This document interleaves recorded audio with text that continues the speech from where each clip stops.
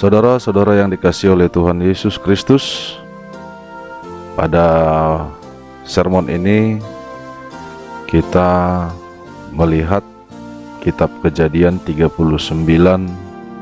ayat 1 sampai ayat 10. Begini nats yang tertulis di dalamnya. Adapun Yusuf telah dibawa ke Mesir, dan Potifar, seorang Mesir, pegawai istana Firaun, kepala pengawal raja, membeli dia dari tangan orang Ismail yang telah membawa dia ke situ.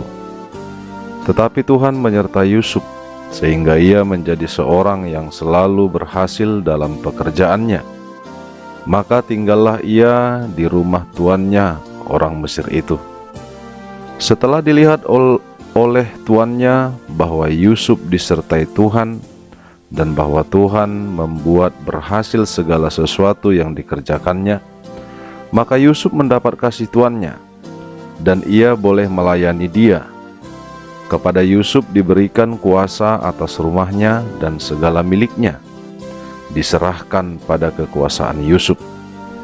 Sejak ia memberikan kuasa dalam rumahnya dan atas segala miliknya kepada Yusuf, Tuhan memberkati rumah orang Mesir itu karena Yusuf, sehingga berkat Tuhan atas segala miliknya, baik yang di rumah maupun yang di ladang.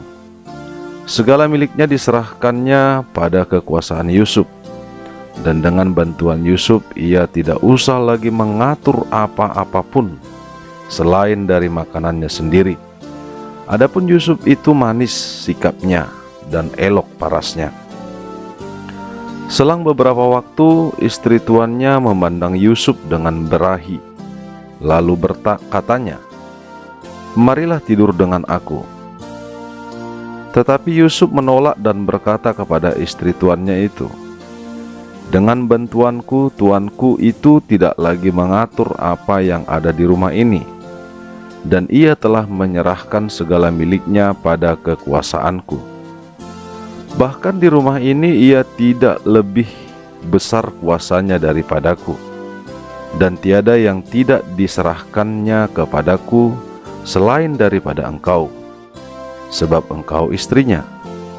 Bagaimanakah mungkin aku melakukan kejahatan yang besar ini dan berbuat dosa terhadap Allah?"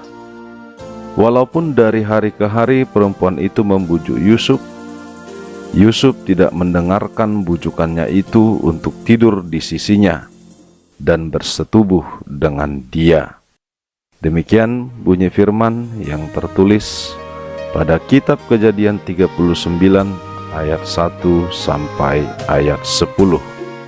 Saudara-saudara yang terkasih dalam Tuhan Yesus, jika memperhatikan kehidupan Yusuf, maka kita kembali diingatkan tentang kisah anak kesayangan.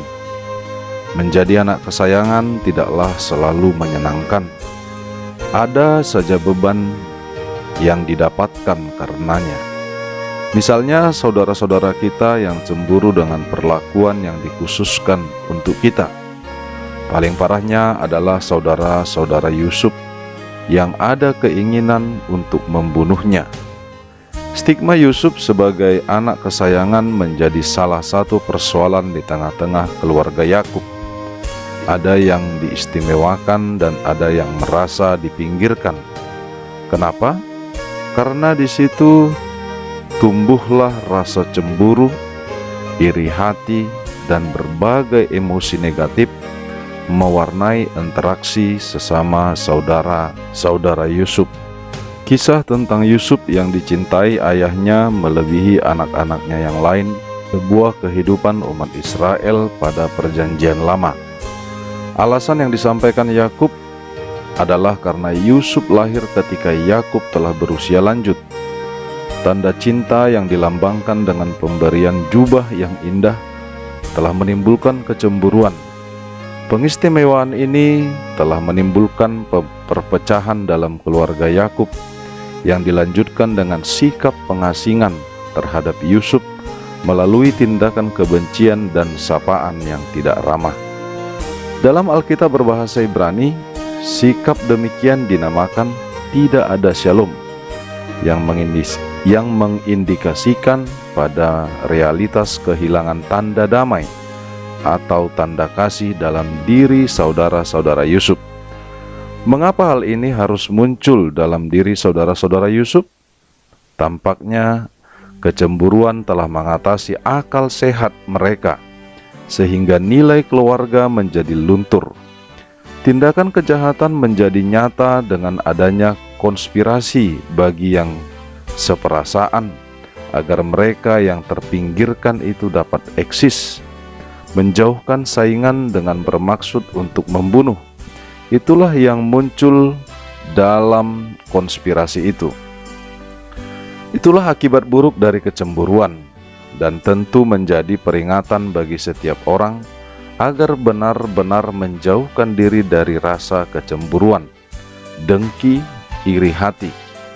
Dalam Kejadian 39 ayat 1-10 ini ada beberapa poin yang bisa kita perhatikan, yaitu yang pertama, pelayanan Yusuf yang setia dan sangat efektif di rumah Potifar.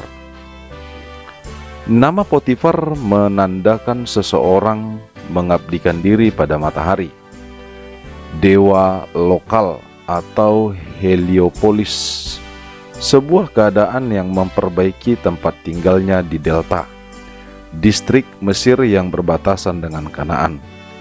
Orang Ismail dan Midian, kedua keturunan Abraham, tinggal di negara yang sama dan memiliki hubungan yang begitu dekat dan konstan, sehingga mereka sebagai pedagang diketahui secara tidak acuh oleh satu nama atau yang lainnya. Ketika berada di rumah Hebron, saudara laki-laki Yusuf menganggapnya sebagai pembuat masalah. Tapi di Mesir, Yusuf adalah sumber berkat karena Tuhan menyertainya. Tuhan berjanji pada Abraham bahwa keturunannya akan membawa berkah bagi bangsa-bangsa lain. Dan Yusuf memenuhi janji di Mesir, seperti orang yang diberkati yang digambarkan oleh pemazmur. Mazmur 1 ayat 3, Yohanes 1 ayat 8. Yusuf adalah teladan yang baik dari orang percaya, dan Tuhan pun membuat yang terbaik dari keadaannya yang sulit. Ia tidak pernah membaca apa yang Yeremia tulis pada orang buangan di Babel, atau apa yang Petrus tulis pada orang Kristen yang terpencar di Kekaisaran Romawi. Namun ia benar-benar menerapkan itu. Yusuf lebih suka berada di rumah, tapi ia membuat yang terbaik dari orang di rumah Potifar. Dan dalam penyembahan berhala di Mesir, Yusuf adalah kesaksian tentang Allah yang benar dan hidup. Ia adalah pekerja yang jujur dan setia, dan orang yang tinggal dan bekerja dengannya mendapat pesannya. Tuhan memerhatikan karakter dan tingkah laku Yusuf dan menjadikannya berkat. Yusuf tidak tahu kalau Tuhan tengah merencanakan untuk memenuhi mimpinya. Tuhan telah mengutusnya. Apakah Anda melihat seorang pria yang unggul dalam pekerjaannya? Ia akan berdiri di hadapan raja-raja.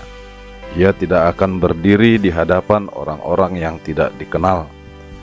Namun ibadahnya yang setia bukan hanya sebuah berkat bagi rumah tangga, tapi juga merupakan berkat bagi Yusuf sendiri. Seandainya ia tinggal di rumah bersama ayahnya yang senang memanjakannya, Yusuf mungkin tidak akan mengembangkan karakter yang berasal dari kerja keras dan mematuhi perintah. Metode Tuhan untuk membangun kita adalah memberi kita pekerjaan yang harus dilakukan dan dipatuhi.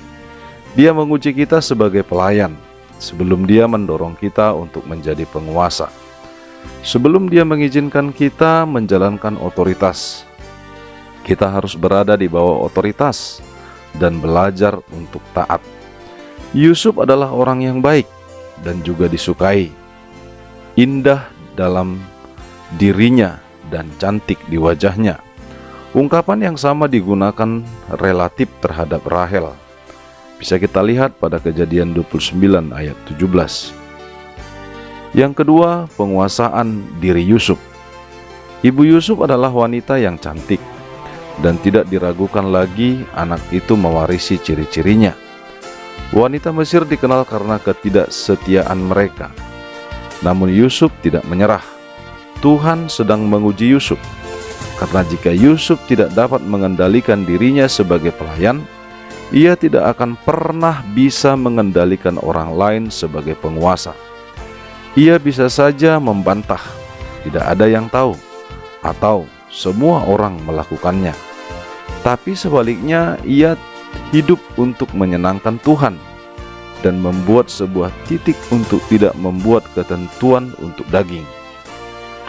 Bandingkan Roma 13 ayat 14. Larilah nafsu muda.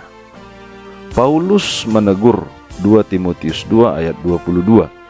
Dan itulah yang dilakukan oleh Yusuf. Seperti yang dikatakan pengkhotbah Puritan, Yusuf kehilangan jaketnya, namun ia tetap mempertahankan karakternya. Terlalu banyak orang telah gagal dalam disiplin ini. Istri Potifar melakukan dosa mulai dari mata. Ia menatap Yusuf, yang adalah orang yang baik dan baik hatinya. Yang ketiga adalah penolakan Yusuf. Ia menolak kemajuannya berulang kali, bahkan berlari dari rumah pada satu kesempatan, meninggalkan bajunya. Dengan kekuatan akal, ia berpendapat dari rasa hormat yang dimilikinya kepada Tuhan dan tuannya. Ia tidak akan mengkhianati tuannya, juga tidak akan melakukan cedera yang tidak dapat diperbaiki untuk menghormatinya.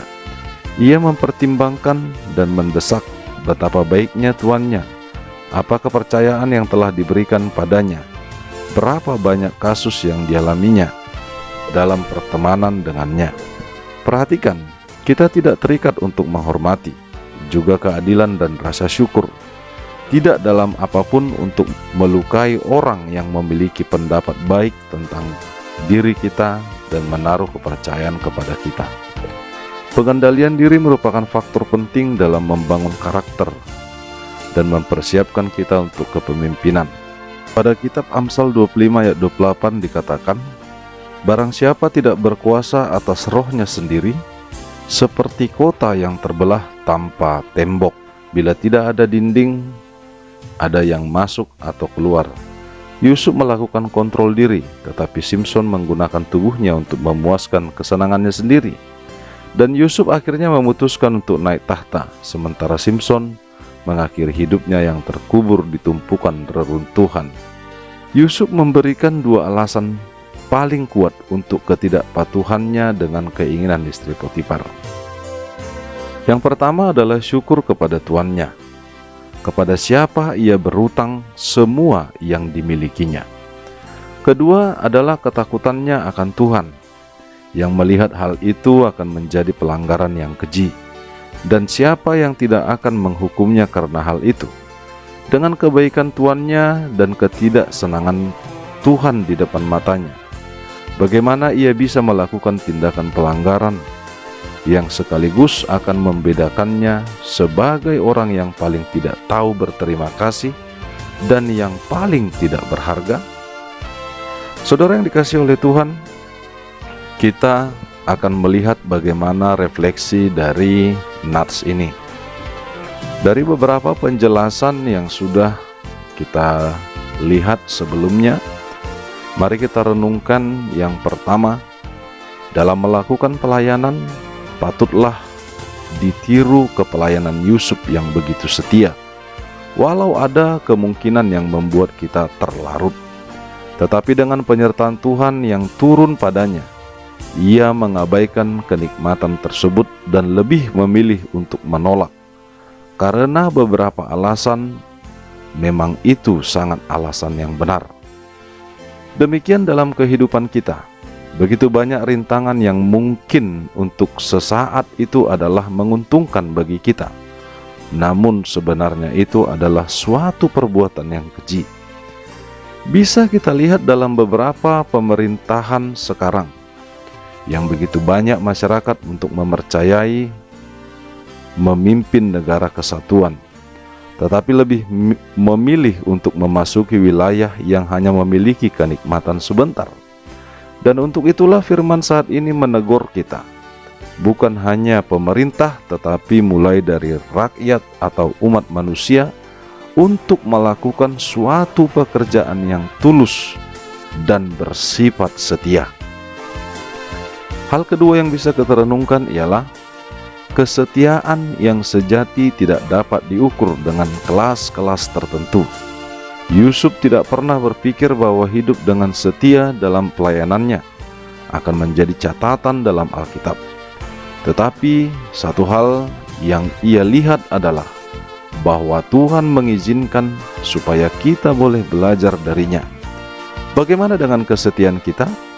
Kesetiaan bukan diukur dari hasil yang spektakuler yang terjadi, tetapi seberapa keberanian orang melangkah, melihat bahwa janji Tuhan itu benar, maka di sanalah kita melihat pengalaman kesetiaan itu menjadi suatu hal yang real terjadi. Kesetiaan kita pada segala sesuatu, seperti yang dilakukan Yusuf, akan membuat suatu perubahan yang besar. Demikian sermon ini, biarlah kiranya kita semakin dimampukan untuk setia dan taat, serta senantiasa memberikan apa yang terbaik bagi Tuhan. Maka Tuhan juga akan memberikan apa yang terbaik kepada kita dan bagi orang lain. Tuhan memberkati kita, Tuhan memberkati pelayanan kita. Shalom.